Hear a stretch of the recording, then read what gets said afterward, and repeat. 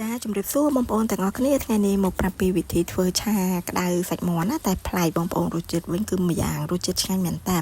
សំខាន់គឺថាឲ្យបន្ទុក10លើ10តែម្ដងសម្រាប់ឯរសជាតិវិញគឺមានរសជាតិប្រៃផងផ្អែមផងហើយមានការរបៀបដូចថាឈ្ងុយចេញពីស្លឹកម្រះព្រៅអញ្ចឹងណាបងប្អូនសម្រាប់មុខម្ហូបមួយមុខនេះមានក្លិនពីគ្រឿងផងពីស្លឹកម្រះព្រៅផងហើយរបៀបឆាបងប្អូនឆារបៀបនៅខាប់បែបនេះគឺកាន់តែឆ្ងាញ់តែម្ដងអញ្ចឹងបងប្អូនចាំយូរយើងទៅមើលរបៀបធ្វើទាំងអស់គ្នា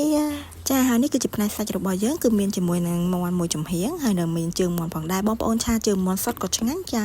ឆាលាយជាមួយសាច់ដូចនាងខ្ញុំក៏បានដែរហើយយើងកាប់ទូចល្មមអញ្ចឹងទៅហើយមួយផ្នែកនេះគឺជាគ្រឿងបុករបស់យើងហើយនេះគឺជាខ្ទឹមស្លចិញ្ច្រាំជាមួយនឹងស្លឹកម្រះព្រៅដាក់តាមការចូលចិត្តច្រើនដាក់រៀងច្រើនអត់សូវចូលចិត្តដាក់បន្តិចបានហើយ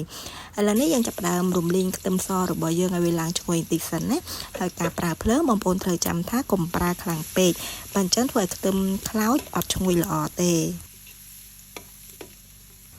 ហើយបន្ទាប់ពីរីខ្ទឹមរបស់យើងបានក្រៀមឡើងឈ្ងុយបន្តិចហើយយើងចាប់ផ្ដើមដាក់សាច់មាន់របស់យើងចូលក្នុងនោះតែម្ដង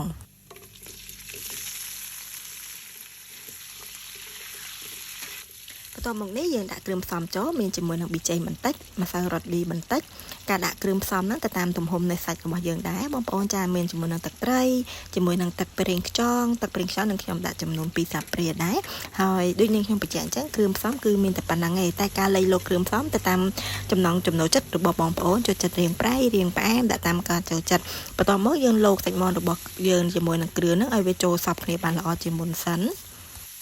នៅពេលដែលយើងលោកគ្រឿងរបស់យើងចូលបានតិចហើយនេះខ្ញុំដាក់ជាមួយនឹងស្ករពាងបងប្អូនចាស្ករត្នោតស្ករពាងនេះគឺដាក់ទៅក្លិនឈ្ងុយតែម្ដងបងប្អូនអត់មានស្កររបៀបស្ករត្នោតយើងប្រើស្ករសក៏បានដែរតែរីខមមិនថាដាក់ស្ករត្នោតគឺកាន់តែឈ្ងុយធ្វើឲ្យសម្លរបស់យើងគឺកាន់តែឆ្ងាញ់ណាហើយយើងលោកដើម្បីឲ្យស្កររបស់យើងរលាយចូលសព្វជាមួយនឹងសាច់មាន់យើងសិននៅពេលដែលរួចរាល់ហើយយើងចាប់ផ្ដើមចាក់គ្រឿងរបស់យើងចូលតែម្ដងហើយដូចនេះខ្ញុំបញ្ជាក់អញ្ចឹងការប្រើគ្រឿងកុំប្រើច្រើនពេកកុំប្រើតិចពេកយើងប្រើមកល្មមប៉ាន់ស្មានទៅតាមទំហំនៃសាច់មាន់របស់យើងណាបងប្អូនចាបន្ទាប់ពីយើងចាក់រួចយើងកូរគ្រឿងជាមួយសាច់មាន់របស់យើងឲ្យវាចូលសព្វជាមួយគ្នាសិន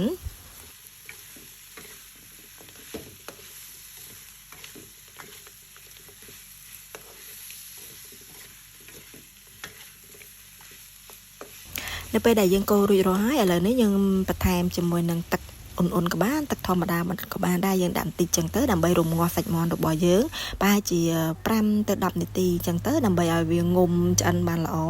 ឥឡូវនេះគឺថាគ្រប់នាទីហើយបើកឡើងគឺក្លិនឈ្ងុយតែម្ដងបងប្អូនឈ្ងុយនៃគ្រឿងជាមួយនឹងគ្រឿងរបស់យើងគឺគ្រឿងបុកហ្នឹងគឺឈ្ងុយតែម្ដងហើយអញ្ចឹងយើងលោកបន្តិចសិនចឹងទៅបើយើងគិតថាសាច់មាន់របស់យើងឆ្អិនបានល្អហើយគឺជាការស្រេចហើយយើងបន្ថែមគ្រឿងបន្ទាប់ទៀតបើសិនជាគិតថាវានៅរៀងស្វិតរៀងអីចឹង